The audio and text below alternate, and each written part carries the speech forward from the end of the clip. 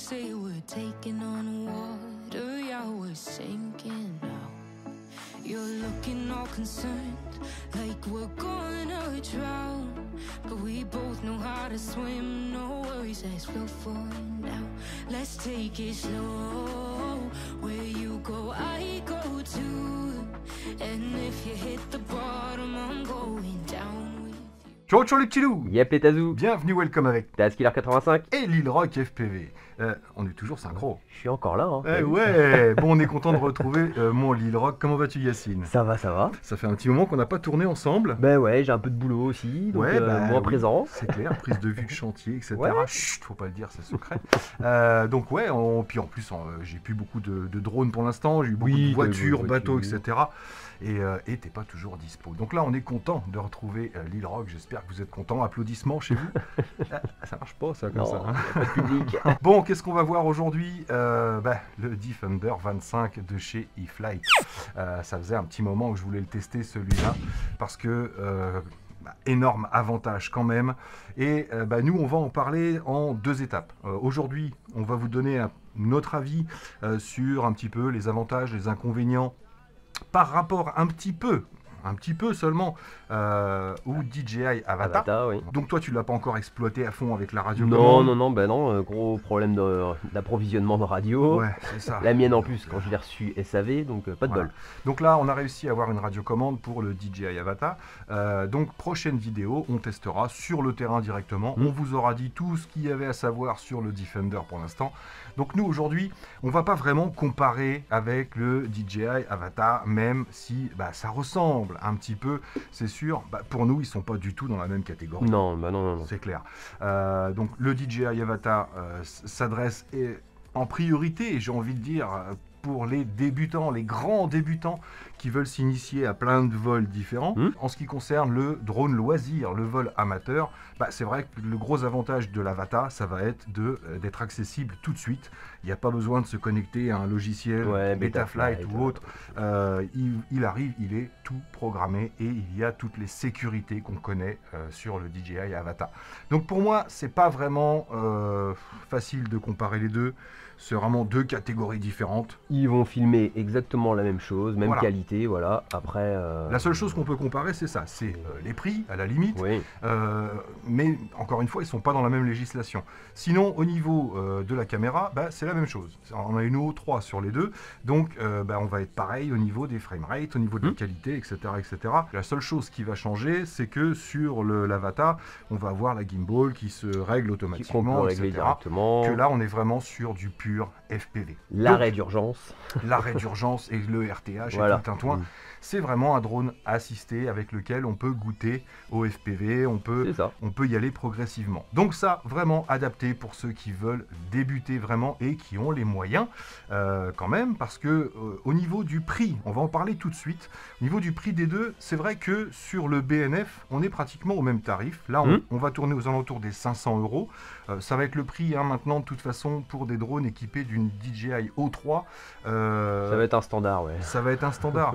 Parce que, voilà, là, quand on voit, même ne serait-ce que chez GEPRC, ils ont sorti le Ciné 20 ou un truc comme ça, avec la O3, on est aussi à 500 €. Voilà, donc quand on compte la carte de vol, le DJI O3, les moteurs, c'est vrai que ça monte très très vite. Au niveau du tarif, c'est vrai qu'en BNF, on va être sensiblement dans les mêmes prix. Maintenant, pour les accessoires, ça n'a rien à voir. Avec le Defender, le 25, écoutez, on va pouvoir s'acheter 8 batteries pour le prix d'une batterie sur l'Avata. Là, les batteries sont entre 16 et 23 €. Oui, à peu près. Voilà. Si vous voulez la batterie qui permet de voler sous les 250 grammes, parce que c'est son gros avantage, la batterie vous coûte dans les 16 €. Donc voilà, vous pouvez en acheter 8 et vous avez 8 fois 5 minutes, donc 40 minutes d'autonomie pour le même prix qu'une batterie DJI, même si c'est pas la même chose. C'est pas la même capacité, voilà. Et ce sont des batteries intelligentes. Voilà. C'est ça. Donc après, au niveau rapport qualité-prix, oui, c'est sûr qu'on est presque au même prix sur un BNF. Maintenant, quand on veut tous les accessoires à côté, on va être beaucoup moins cher sur le Defender, mais on est encore une fois sur un pur FPV. Voilà, c'est là-dessus qu'il faut insister. Donc on va regarder ce qu'il y a dans la boîte directement. Donc bien sûr, vous n'aurez pas la Radio Master Zoro. Merci mon Yaya. Pour les petits budules là. Alors je sais pas où t'as trouvé ça. C'est Axis Flying qui fait ça. Axis Flying. C'est vendu chez DFR, chez Studio Sport, chez Axis Flying. Voilà, donc Yacine m'a offert ça et c'est vrai que c'est super agréable de piloter avec ça. Ça accroche les doigts directement. On a vraiment une bonne prise en main. Je vous mettrai le lien si j'y pense. Donc dans la boîte, vous aurez du petit câblage comme ça, je vais vous expliquer à quoi ça sert. Un jeu de 4 hélices de rechange. Les hélices, ce sont des, tu peux nous dire mon ya? C'est du 25-25. 25-25 3 pales de chez Nazgul. Et elles ont la particularité d'avoir des petits picots, des petits ergots pour un montage plus facile sur le drone. Et je précise même que les moteurs sont vierges. Encore une fois, vous n'avez rien d'indiqué dessus. C'est des 1404. C'est ça, en 4150 kV. 4150 kV, donc très adapté pour du 4S. Ça peut même tourner en 3S. Et la seule chose qu'on a sur ces petits moteurs, vous le verrez peut-être pas, vous verrez la petite trace blanche ici, c'est le sens de rotation des moteurs qui bien sûr peut s'inverser, vous le savez, mais c'est surtout pour avoir un repère quand vous montez les hélices. Voilà, vous savez que ce moteur-là tourne dans ce sens-là, donc ça vous facilite la vie pour monter les hélices.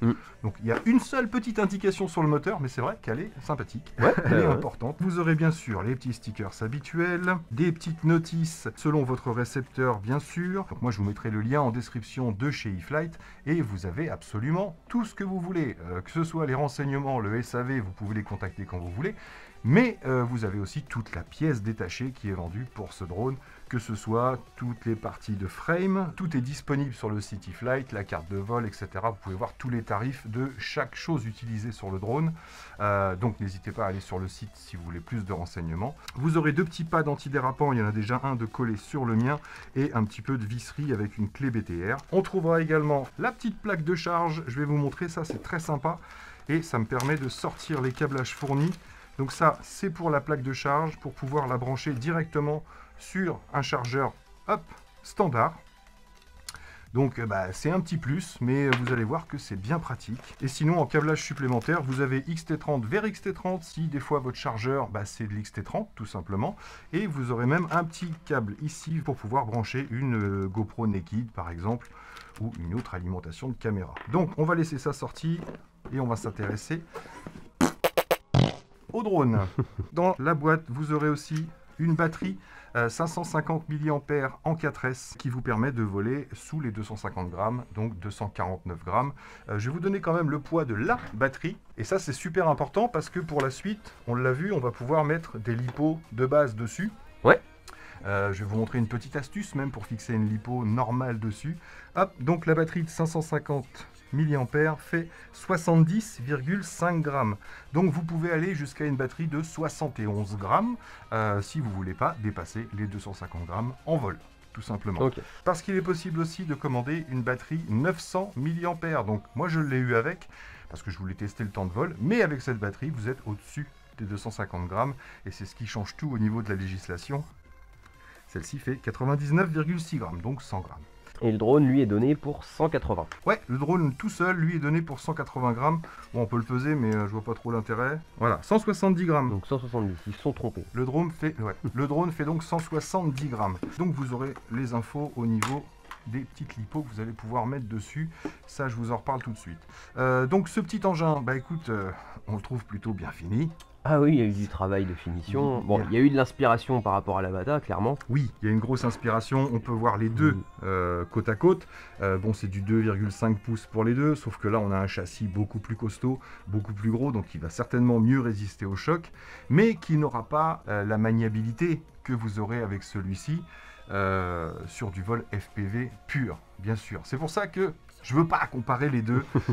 Pour moi, c'est deux appareils complètement différents. Le gros avantage de ce petit engin, donc premier point, c'est les 250 grammes. C'est ça, clairement, voilà. C'est le gros point fort. Donc ça ouvre des possibilités. Il y a des endroits où vous pourrez voler avec le Defender, dans lesquels vous ne pourrez pas voler si vous respectez la législation, encore une fois, parce que on peut voler à proximité des personnes. Là, si vous partez sur un drone de moins de 250 grammes, vous avez juste à aller sur Alpha Tango quand même pour vous enregistrer en tant que pilote de drone, et vous allez imprimer votre étiquette qui vont vous donner avec votre nom comme quoi vous vous êtes déclaré en tant que pilote de drone. Et vous collez ça là-dessus, vous êtes en toute légalité. Bien sûr, il faut respecter les no-fly zones. Et avoir un spotter.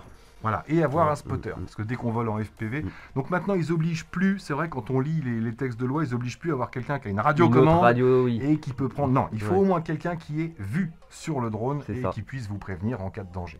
Donc voilà, moins de 250 grammes, juste une inscription sur Alpha Tango pour avoir votre numéro FR UAS là, que vous collez sur le drone. Donc pas besoin de déclarer le drone, donc pas besoin de balise d'identification. Non plus. Voilà, c'est tout, juste aller sur Alpha Tango pour vous déclarer en tant qu'utilisateur. Moins de 250 grammes, drone équipé d'une caméra 4K qui peut filmer jusqu'à 120 fps. En stabilisé, et ça donne des images de malade. C'est très propre. Déjà, c'est clair. Nous, on a comparé avec la GoPro. Vous le savez, la GoPro a un meilleur piqué, etc. etc. Mais avec la DJI O3, on a quand même une résolution magnifique pour ce style d'engin. Moi, il y a ça aussi que j'ai retenu l'autre jour quand j'ai fait le comparatif dans les marais. Ce rendu vitesse qu'on a avec le O3, qui est... x2 limite pour la même vidéo, et je sais pas, il y a un côté dans l'image plus cinématographique, je sais pas. Cette espèce de flou visuel qu'on a beaucoup moins de netteté qui est poussé. Voilà, c'est ça, c'est moins pigmenté, moins clair.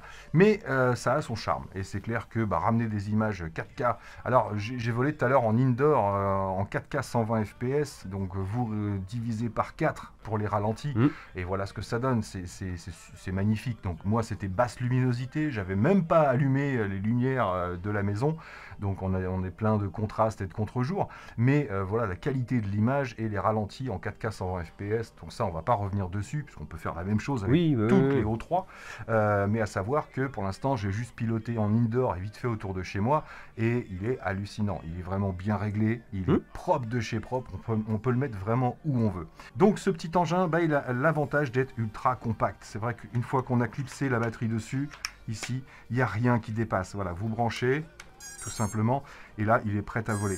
Et sa grosse particularité, c'est qu'il n'y a pas une antenne qui dépasse. Non seulement il n'y a pas d'antenne pour le récepteur, donc moi ici, il est en ELRS, vous pouvez l'avoir également en Crossfire ou directement le piloter par le O3.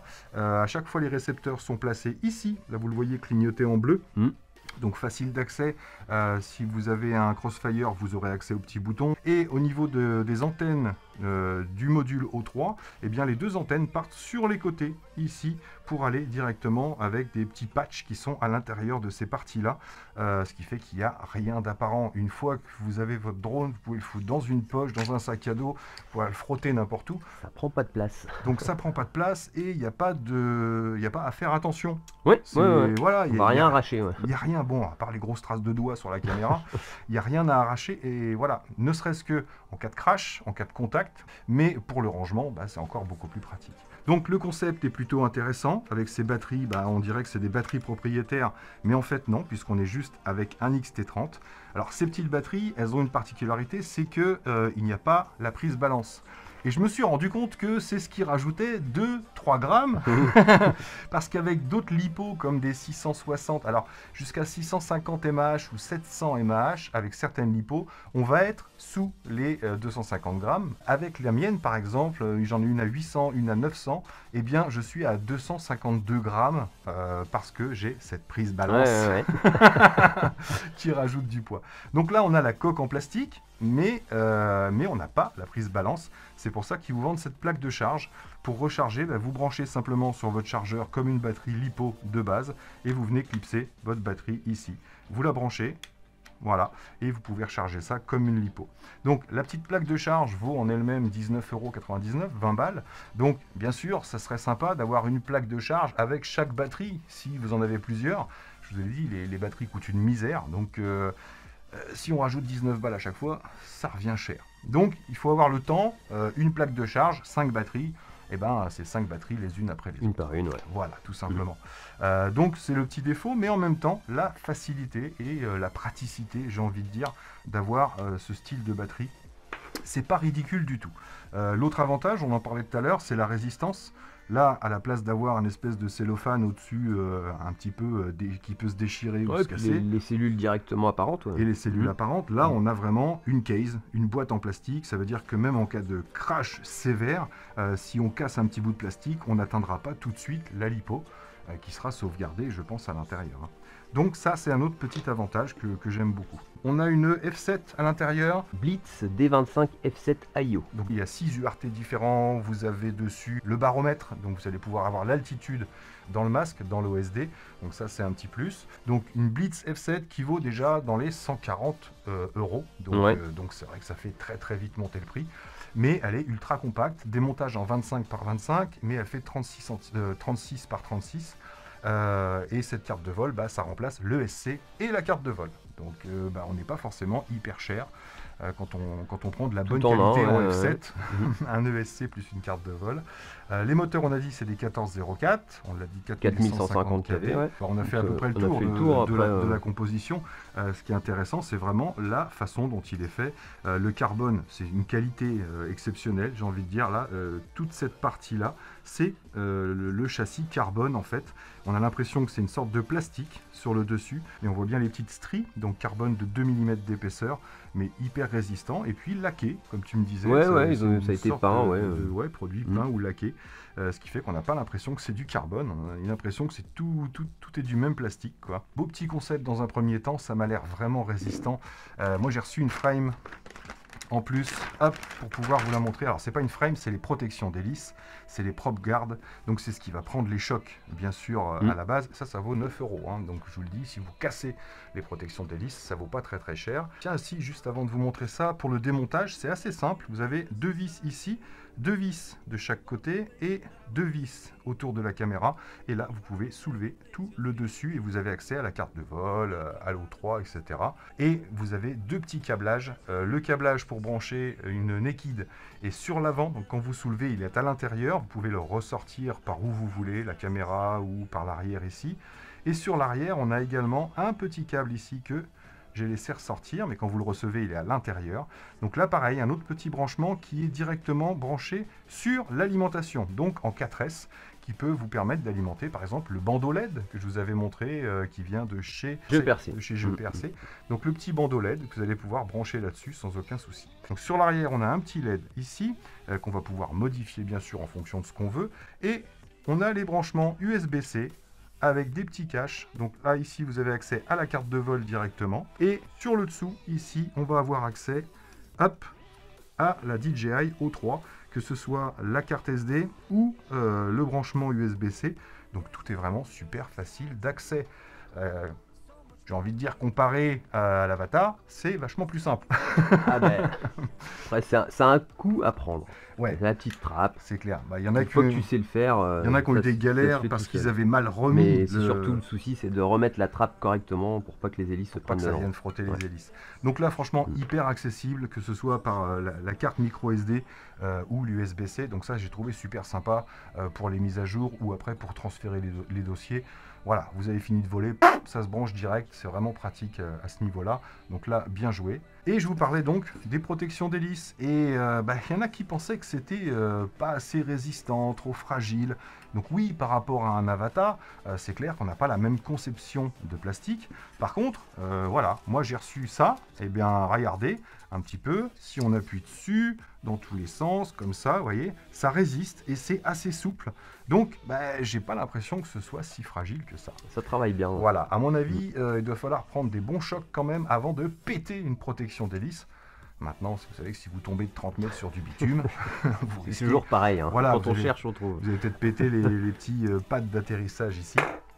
Donc 4 petits patins, 4 petits pads d'atterrissage, parce que là, on est en pusher. On est en pusher, voilà. On est en pusher, merci Moya. Donc ça permet d'éloigner les hélices du sol. On a vu que quand c'était trop près du sol en pusher, on avait tendance à ramasser des petits graviers, etc. et à abîmer les hélices.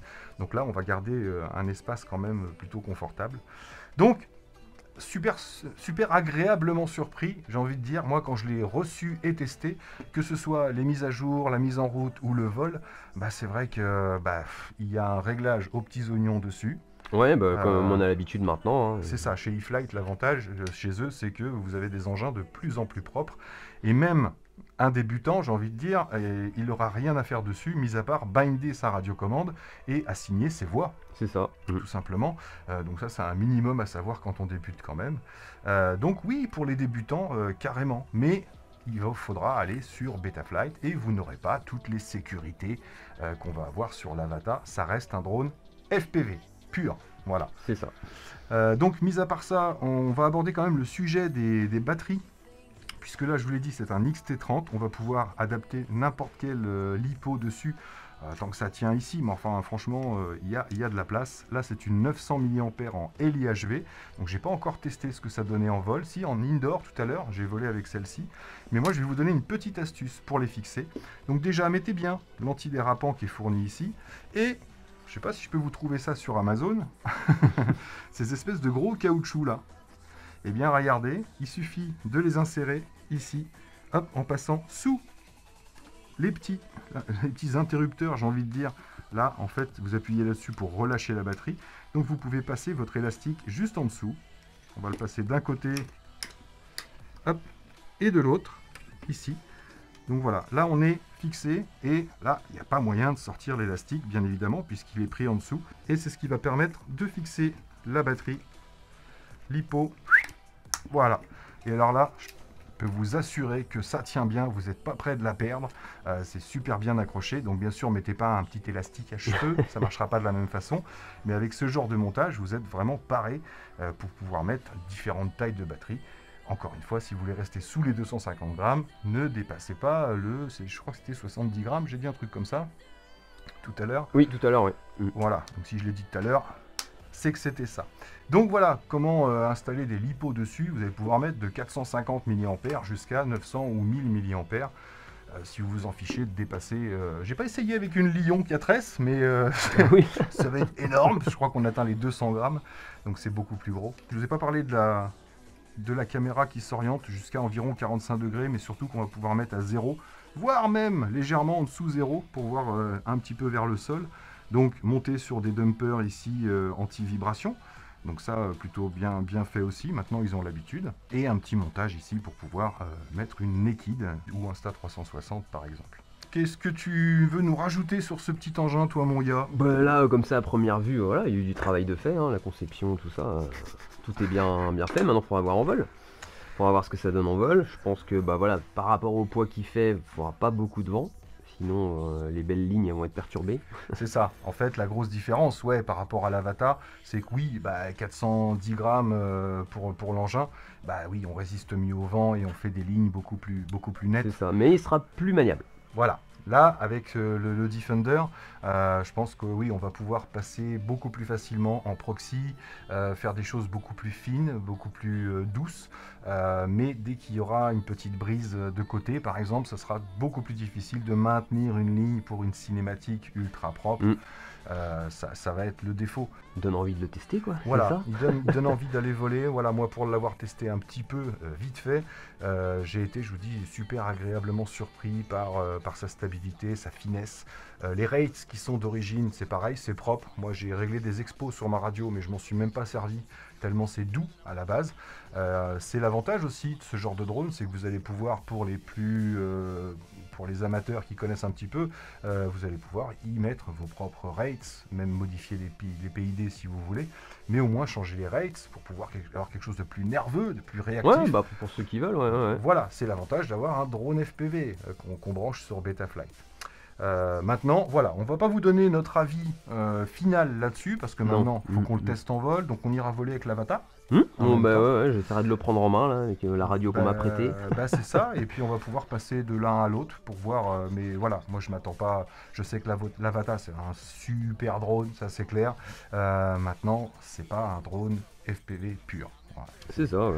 Voilà, pour des gens comme nous qui ont l'habitude, je pense qu'on va plus se rapprocher de ça au niveau des sensations de pilotage, mais encore une fois, pour un débutant, lui sera beaucoup plus à l'aise avec un Avata, c'est clair.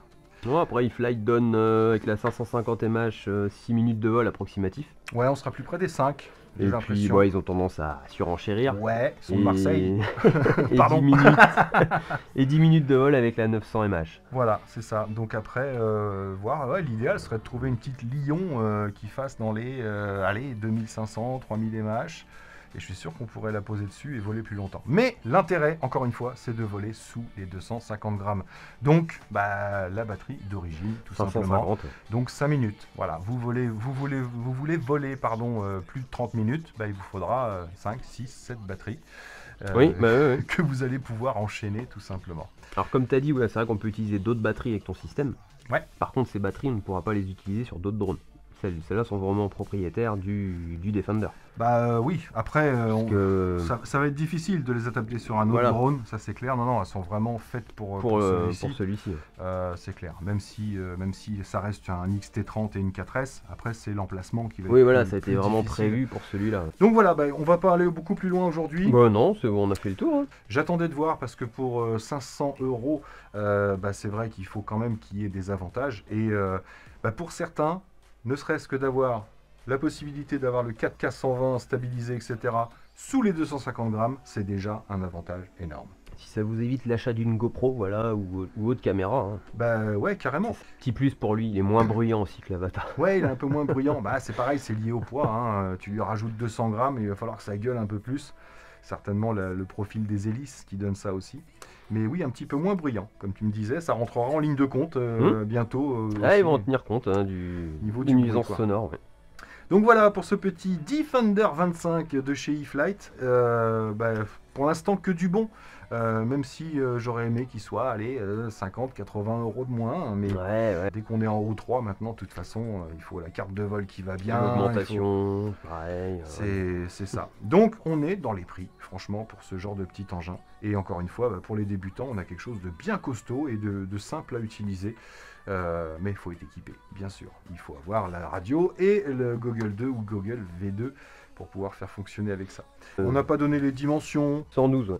Et la frame est 2 mm d'épaisseur. On a 19 cm de diamètre et on doit être on est à 16 cm sur les côtés. Donc voilà, vous savez tout sur ce qu'on pense de ce petit engin et comment il est livré. Maintenant, il n'y a plus qu'à voir comment il va voler. C'est ça. Donc on ira, j'espère qu'il y aura un peu moins de vent. Aujourd'hui, on voulait y aller, mais il y avait beaucoup de vent, donc c'est pas le temps idéal pour vous montrer ces ressources. Et on volera avec les deux. Ouais, carrément. Voilà, on va essayer de se trouver un bon petit spot et une bonne petite météo. Et ceux qui ont déjà une radio DJI, peuvent piloter grâce à l'O3. Directement sur l'O3. C'est pour ça, voyez avec les liens que je vous mets dans la description, vous voyez les différentes options, différentes versions, et ce que ça vous coûte si vous rajoutez un récepteur, si vous voulez une batterie supplémentaire, etc. etc. Tous les liens sont dans la description. Donc voilà les amis, on s'arrête là-dessus. Ouais. J'espère que cette petite vidéo un petit peu plus lourdingue que quand on va voler vous aura plu. Et puis moi là-dessus, il ne me reste plus qu'à vous dire surtout, portez-vous bien, prenez soin de vous et des autres. Et à très bientôt dans les vidéos. Ciao ciao. Allez, ciao ciao.